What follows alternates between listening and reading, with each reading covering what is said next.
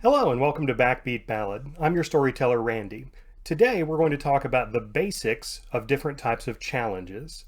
This video is meant to replace a previous one that we had so we can simplify things here and talk about everything your average player needs to know about challenges, and then go a little deep dive into the advanced things that can come up in different types of challenges in their own separate videos.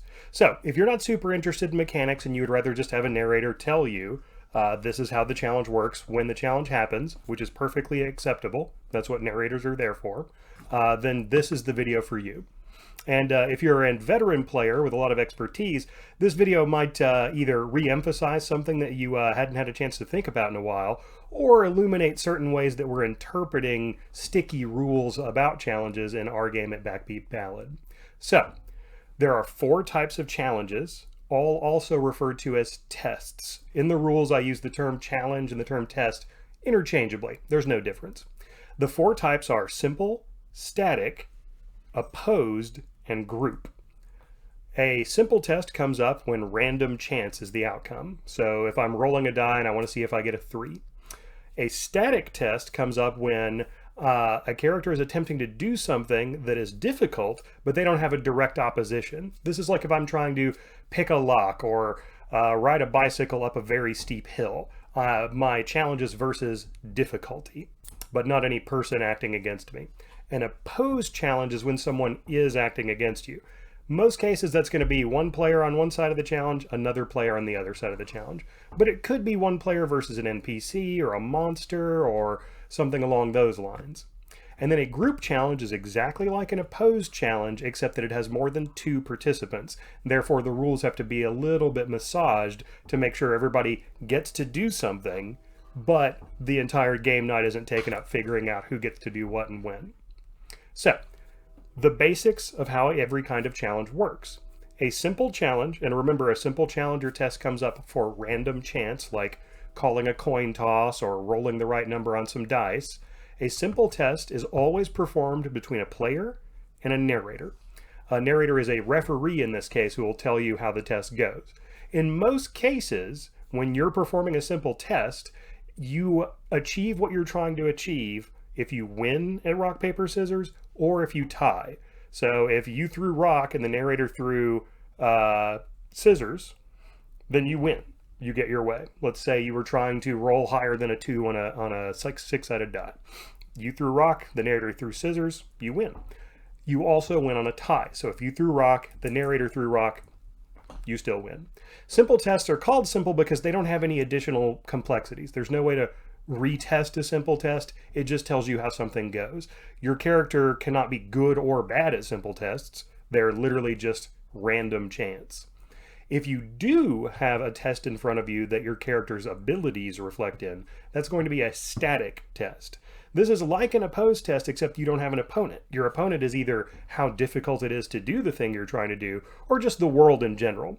So if I'm trying to lift a very heavy weight, that's a static challenge. If I'm trying to pick a lock or perform a complex maneuver in a car, those are all static tests. But every one of them could become an opposed test if someone's actively working against me. If I'm lifting a weight and my enemy is magically holding it down with telekinesis, this is no longer a static challenge, me versus gravity. It's me versus my opponent. If I'm doing the maneuver in a car and someone shoots out my tires or is trying to wrest the steering wheel away from me, it's an opposed test. But a static test is just you versus some amount of difficulty. The difficulty is a numerical number of traits that's determined by the narrator. Easy, low traits, difficult task, high traits. It's that simple. The only thing that's special about static tests that makes them more complex than simple tests is that you can retest. Now this is when you've thrown rock, paper, scissors, and let's say you threw rock and the narrator threw paper. In that case, you don't like this outcome. You don't want it to turn out this way because then you're not going to achieve what you were trying to achieve. So let's say you were picking a lock. The narrator threw paper, which means the lock turned out to be too difficult for you to pick or you messed up somehow. If you have an ability or knowledge on your sheet, these are called skills, abilities and knowledges together are called skills. If you have a relevant skill on your sheet that would impact how this challenge turns out and you have just failed that throw, we call the rock, paper, scissors action throwing rock, paper, scissors. If you failed the throw, you can mark off a relevant skill, say in this case, knowledge locksmithing or larceny, the thieving ability. If you mark that off, you can play rock, paper, scissors again. This is called retesting. You can only do one skill-based retest per challenge. This applies to static challenges and other challenges as well. You can't retest simple challenges. Static tests you can retest, but using a skill to retest, you can only do that once. This is to speed the gameplay up a little bit. Beyond that, there's not a lot to static tests. The more complex test would be an opposed test. This is a challenge where one person's trying to do one thing, another person's trying to do another thing, or to stop them. So each player or being, it could be an NPC and not a player, has what we call a victory condition. This is declared at the beginning of the test, if things go my way, this is what's going to happen. So let's say I'm punching you in the nose, and my victory condition is you take 1 bashing damage as my fist collides with your face.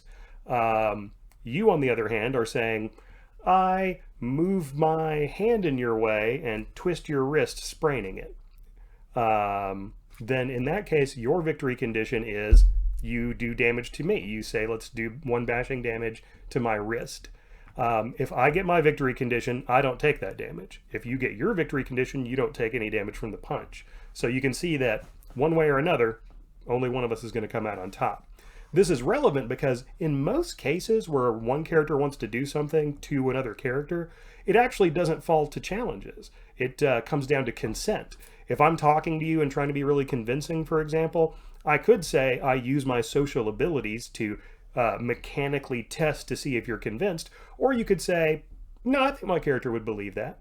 So in lots of cases, the challenge never even happens. You can always consent if you and the other player agree on victory conditions. You can also relent, which is to say, I just automatically failed this test. If Godzilla is arm wrestling me, I basically have no chance of winning. To speed the game up, I'll say, I just relent. My character doesn't even try to win, because why would you try to win against Godzilla? You know, you're not gonna.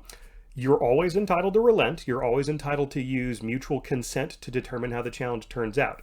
But you're also always entitled to use a test. So if someone says, my character tries to sell you this worthless crap, telling you it's priceless, and I just do a really great job of it, you don't have to say, okay, I'm fine with that. You can say, I'd rather this come down to a test. If they say, well, let's do it with consent. I consent to only charging you half of the inflated value that I was initially asking for. Well, how about that? You don't have to say yes. If you would rather it just come down to the mechanics, that's perfectly fine. The same goes for bringing in a narrator to referee the test. Only a few kinds of challenges require a narrator. Those would be challenges to use changeling magic, which are called arts, challenges that are static, and challenges that are a group of people in an opposed challenge. Otherwise, 2 people, you can absolutely just do the mechanics yourself if you're comfortable with that. But you're always entitled to ask for a narrator. And if there's any doubt, we encourage that you do. That's what our narrators are here for. They know how the tests work. They've got ready access to reference material. They can always arbitrate. Let's say you say your victory condition is punching me in the nose and my victory condition is ripping your entire arm off. Well, that doesn't sound very equitable. And if the 2 players can't come up with a way to make the victory condition sensible, ask for a narrator. That's absolutely what they're there to do. So, once you've both decided on a victory condition, you bid a trait from your 3 trait categories, physical, social, and mental, that is appropriate to what you're doing. So if you're punching someone, it would probably be dexterity to represent the fine and quick motor control over your hand, or strength to represent how brutally physically strong you are and capable of punching someone. Either of those would probably apply. You could say, my perception lets me punch you because I see exactly where your weak spot is, but the other player is very likely in that scenario to go, I don't consent to that, that doesn't make sense. And if you call for a narrator, I can assure you the narrator is going to tell you, you can't use perception to punch someone. But try it. If you feel like there's a stat on your sheet that makes sense here, absolutely, express yourself. We want people to be creative here. Once both characters have decided what their trait is that they're bidding, and what their victory condition is, they play rock, paper, scissors. Whoever it is that wins gets their victory condition, and whoever it is that loses the trait that they bid because they've become weaker in that aspect of themselves or less confident in it. And they suffer the victory condition that their opponent said. So if I said I was going to grab your wrist, you said you were going to punch me. If you threw better than I did, if you threw scissors and I threw paper, you punch me, I take the damage that was in your victory condition, and I lose the strength I was using to try to grab your hand. That 1 point of it I bid. But what if we tie? This can come up in a static test, but it's a lot more meaningful in opposed tests. If we tie, if we both throw the same symbol, scissors for example, then we compare how many total traits we have in the category we were bidding from. So if I was bidding dexterity to grab your hand and you were bidding strength to punch me, those are both physical categories. So we would compare how many physical traits we have. Whoever has more comes out on top. If we both have the same number of traits and we've tied, then the person who declared the challenge, the initial aggressor, loses. This is also phrased as defender always wins, but in this scenario, I'm hurting your wrist, you're punching my nose. Neither of us is really a defender in that we're both doing a damaging attack to the other person, so it's easier to think of it as the person who started the challenge is going to lose the challenge if everything washes out as a perfect tie. Now, you also have the option of retesting just like in a static test. You can expend a level of an ability or knowledge that is relevant to what you're trying to do and play rock, paper, scissors again. However, in this scenario, your opponent can expend a skill, which is a knowledge or ability, remember, to cancel your retest or recall it. So if you threw rock and I threw paper and you're unhappy with that outcome, you could say, I use my brawl ability to retest. And we would have to play again and giving you a chance of winning. But if I have brawl, I could say, well, I spend a level of my brawl to cancel your retest, in which case it's still your rock versus my paper. You can only use a skill to retest or recall once per challenge. So if you retested, that was your one skill use this turn. If I recalled, that was my one use. So I can't retest and then recall. I can't retest twice. I can't retest and then use a different ability such as knowledge, martial arts. No, I only get the one retest or recall per challenge from a skill. There are certain powers that'll grant additional retests, but those are fairly rare and for the more advanced video. The final type of challenge is a group challenge. This is exactly like an opposed challenge in that there are different people, usually player characters, that have different victory conditions. However, in this case, you always need a narrator because there's more than two people here. There could be a lot of different victory conditions.